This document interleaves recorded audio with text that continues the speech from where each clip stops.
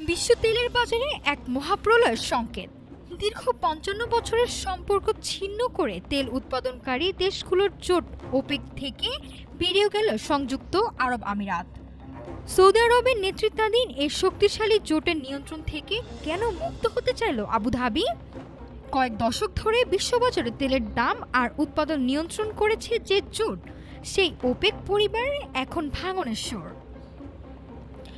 ১৯৭১ সাল থেকে সদস্য থাকা সংযুক্ত আরব আমিরাত হঠাৎ করে জোট ত্যাগের ঘোষণা দিয়ে কাঁপিয়ে দিয়েছে জ্বালানি রাজনীতি। কিন্তু কেন এই বিচ্ছেদ? আমিরাত এখন দৈনিক ৫০ লাখ ব্যারেল তেল উৎপাদনের সক্ষমতা রাখে, অথচ ওপেকের কোটার কারণে তারা ৩৫ লাখের বেশি উৎপাদন করতে পারছিল না।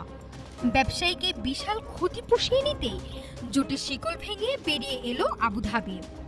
বর্তমান ব্যারেল প্রতি তেলের দাম $১১০ কাছাকাছি থাকলেও আমিরাতের এই সিদ্ধান্তে বাজারের যোগান বাড়বে।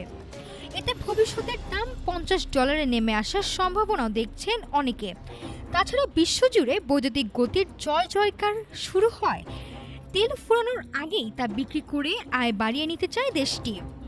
তবে প্রস্থান কেবল তেলের লড়াই নয়, বরং মধ্যপ্রাচ্যের রাজনীতিতে নতুন মেরুকরণ তৈরি করতে পারে। দীর্ঘদিনের মিত্র সৌদি আরবের সাথে সম্পর্কের টানাপোড়েন এখন সময়ের ব্যাপার মাত্র। ওপেকের একক রাজত্ব কি তবে শেষের পথে?